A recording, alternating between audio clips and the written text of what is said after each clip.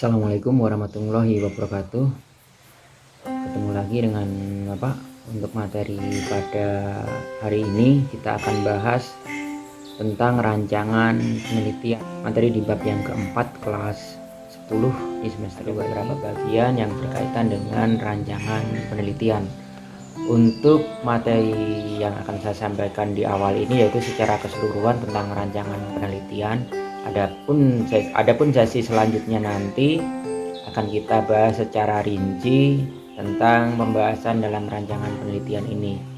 Yang pertama kita pelajari terlebih dahulu tentang desain dari penelitian. Pada pokoknya ada 6 bagian dalam desain penelitian ini, atau lebih dikenal dengan rancangan atau desain di awal, atau sering disebut dengan istilah proposal penelitian. Sebelum melakukan penelitian, kita harus membuat proposal terlebih dahulu. Nah, ini biasanya digunakan untuk bab 1 sampai dengan bab 3. Sedangkan bab 4 itu merupakan hasil penelitian, sedangkan bab 5-nya yaitu kesimpulan dan saran. Langsung saja ya kita bahas. Pertama yaitu desain penelitian. Yang pertama kita akan bahas tentang latar belakang kenapa penelitian itu dilakukan. Yang kedua kita bahas tentang rumusan masalah. Ketiga tujuan penelitian. Yang keempat landasan teori. Kelima kita buat hipotesis. Sedangkan yang keenam kita bahas metode yang kita gunakan untuk melakukannya. Selain desain tadi, kita juga perlu melakukan teknik pengambilan sampel, atau istilahnya kita ambil contoh ya. Kalau kita teliti secara keseluruhan terlalu banyak, maka kita ambil sampel atau contoh-contoh saja yang mewakili dari sebuah populasi. Teknik yang pertama yaitu yang paling mudah dan sering digunakan yaitu dengan sampel acak ya, kita ngambil sampel secara acak. Yang kedua sampel berlapis, misalnya untuk di tingkat sekolah kelas 10, 11, 12 kita ambil secara stratifikasi ya, kita ambil kelas 10-nya saja, atau kelas 10 berapa orang, kelas 11 berapa orang, kelas 12 berapa orang, itu juga bisa dilakukan. Yang ketiga yaitu sampel secara berkelompok atau area.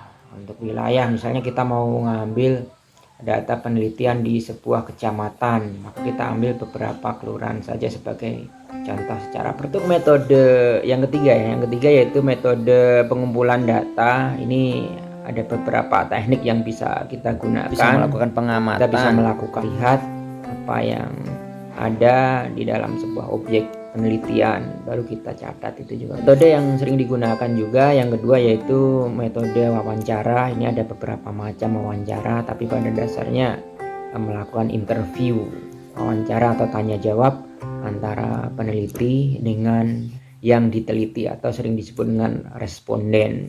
Metode yang ketiga yaitu dengan menyebarkan kuesioner atau daftar pertanyaan. Daftar pertanyaan ini yang sudah dibuat sebelumnya. Berikutnya yaitu setelah kita mendapatkan data atau kita sudah melakukan entah itu yang namanya observasi atau dengan wawancara, bisa juga dengan kuesioner tadi. Nah, berikutnya yaitu berkaitan dengan pengolahan data. Untuk pengolahan data penelitian yang sudah kita peroleh tadi ya, harus kita kelompokkan atau kita pilah-pilahkan mana yang dipakai, mana yang tidak bisa dipakai. Nah, ini setelah dikelompokkan kita perlu menentukan beberapa hal, misalnya rata-rata atau sering disebut dengan mean. Yang kedua yaitu modus atau nilai yang sering muncul, median atau nilai tengah dari sebuah data yang kita kumpulkan. Untuk pengolahan hubungan data yang lebih dari 2 variabel ini biasanya bersifat kuantitatif, mengukur hubungan antara 2 variabel. Misalnya variabel ya tingkat belajar di rumah dengan prestasi yang diperoleh di sekolah. Nah, ini kita bisa teliti. Berpengaruh nggak ketika siswa belajar di rumah dengan prestasi yang diperoleh di sekolah? Ini kita bisa ukur dengan contoh pada slide yang akan Bapak sampaikan. Untuk penulisan laporan penelitian nanti dibahas di bab tersendiri. Ini nanti untuk kelas 10 harus ada tugas akhir, yaitu membuat laporan penelitian secara dasar-dasar dalam penelitian sosial.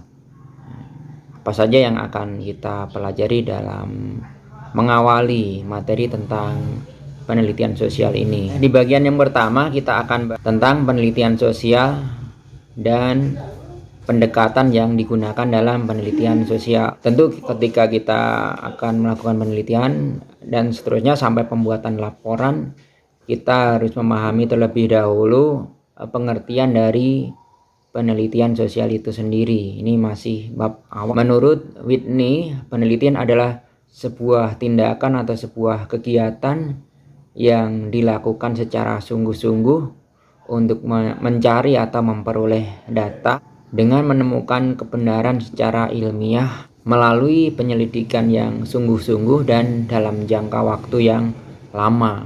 Jadi kalau kita mau melakukan penelitian itu sebenarnya tidak bisa dilakukan secara instan, tapi dilakukan dalam jangka waktu yang cukup lama dan berkelanjutan. Sedangkan menurut Suryono Sukanto, penelitian adalah sebuah kegiatan ilmiah dilandaskan pada analisis dan konstruksi yang dilakukan secara sistematis bertujuan untuk mengungkapkan suatu fakta.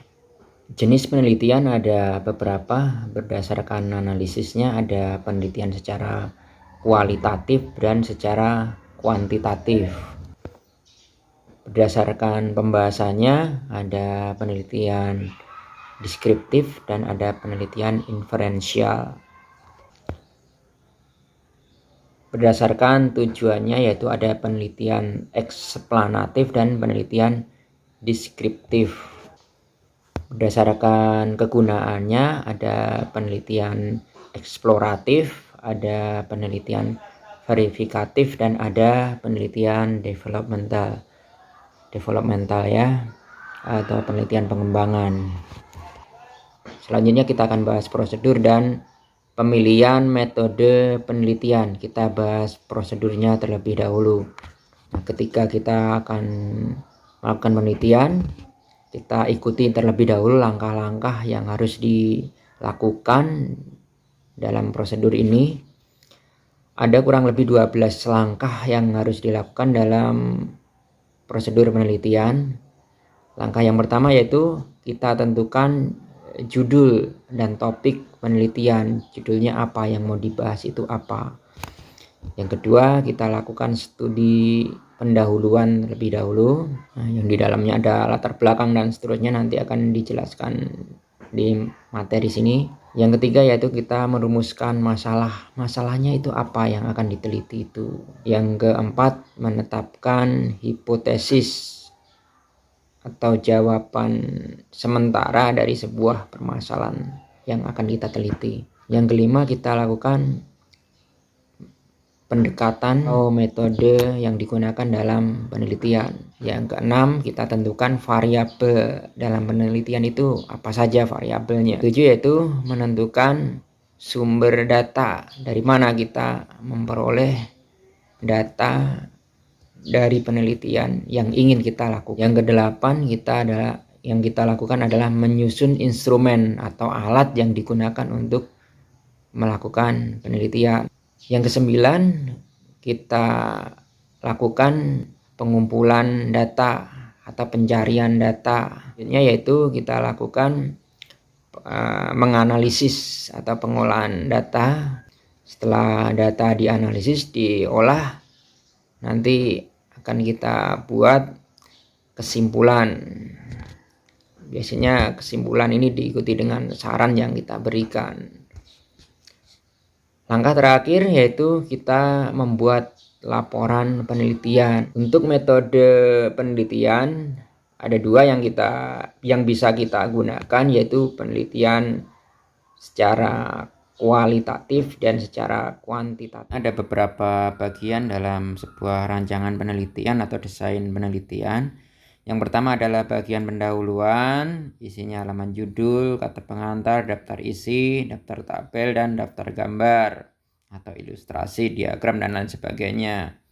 Kemudian pada bagian laporan itu sendiri di rancangan ada 3, yaitu bab 1 pendahuluan, isinya permasalahan atau latar belakang masalah, rumusan masalah, dan tujuan penelitian itu sendiri.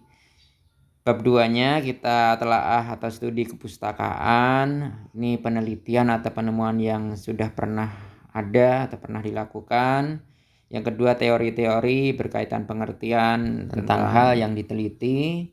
Kemudian ada ringkasan atau kerangka berpikir dari peneliti, apa yang akan dilakukan, kerangka berpikirnya seperti apa. Kemudian bagian berikutnya yaitu hipotesis. Selanjutnya bab 3 yaitu metodologi penelitian, metode yang digunakan. Ini pemilihan subjek, di mana populasinya, berapa sampel yang akan diambil atau digunakan, bagaimana teknik pengambilan sampelnya. Kemudian berikutnya yang poin kedua yaitu berkaitan dengan desain atau pendekatan yang dilakukan dalam penelitian. Sesi terakhir dalam desain ini adalah pengumpulan data, bagaimana kita melakukan pengumpulan data. Ini ada sebuah contoh penelitian hubungan antara kondisi orang tua dengan prestasi belajar siswa. Di dalamnya ada bab 1, pendahuluan, latar belakang, rumusan masalah, dan tujuan penelitian. Kemudian di bab 2 ada penelitian yang terdahulu, kemudian ada teori yang mendasari, misalnya di sini ada pengertian belajar, pengertian dari prestasi belajar, dan kerangka berpikirnya seperti apa. Dan jangan lupa dibuat hipotesis atau jawaban sementara dari sebuah penelitian yang akan dilakukan. Bab 3 berisi metodologi penelitian, pemilihan subjek penelitian, populasinya di mana, misalnya di SMA Negeri 1 Binua, kemudian sampelnya misalnya kelas 10. Berikutnya yaitu desain dan pendekatan yang dilakukan dalam penelitian. Langkah terakhir di bab 3 yaitu pengumpulan data. Kita lanjutkan bab 4-nya yaitu validasi instrumen atau alat yang digunakan untuk penelitian dan pengujian data. Ini adalah contoh hasil pengolahan data antara satu variabel dengan variabel yang lain. Misalnya tadi variabel tentang belajar dengan prestasi. Terakhir bab 5 yaitu penutup, isinya kesimpulan yang kita ambil dari seluruh penelitian pengolahan data tadi dan saran-saran yang bisa kita berikan. Untuk pengolahan atau analisis data bisa kita perhatikan, ini rumus yang bisa kita gunakan. Silahkan nanti latihan sendiri. Nah, ini contoh instrumen penelitian yang berisi daftar pertanyaan tentang variabel yang kita teliti, minimal 2 variabel. Nah, kalau ini sudah selesai, maka direkap ya menjadi sebuah tabel. Jadi satu siswa ada poin-poin yang nanti akhirnya ada jumlahnya. Nah, dari data ini kita tabulasi, ini jumlah skor setiap siswa. Ini juga variabel keduanya, yang tadi variabel pertama. Nah, kemudian ini rekapnya.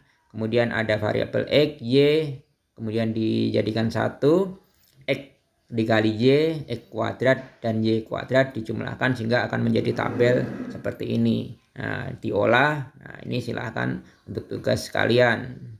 Nah, ini adalah contoh yang tabel yang sudah jadi ya, dari hasil penelitian direkap dijumlah, maka ketemu jumlah X-nya berapa, jumlah Y-nya berapa per siswa. Nah, kalau di sini contohnya per bulan ya. Nah, kemudian muncul rata-rata ya, frekuensi bimbingan belajar dengan nilai rata-rata. Nah, ini sudah ketemu. Nah, silahkan dimasukkan ke, untuk latihan silahkan masukkan dalam rumus koefisien korelasi produk momen ini RxY sama dengan, nah ini sudah ada semua angka-angkanya, tinggal memasukkan dan dihitung. Oke, selamat latihan, harus bisa ya. Kalau mengalami kendala atau kesulitan silahkan datang ke sekolah, kita bahas bersama-sama. Selamat belajar. Bapak akhiri, Assalamualaikum warahmatullahi wabarakatuh.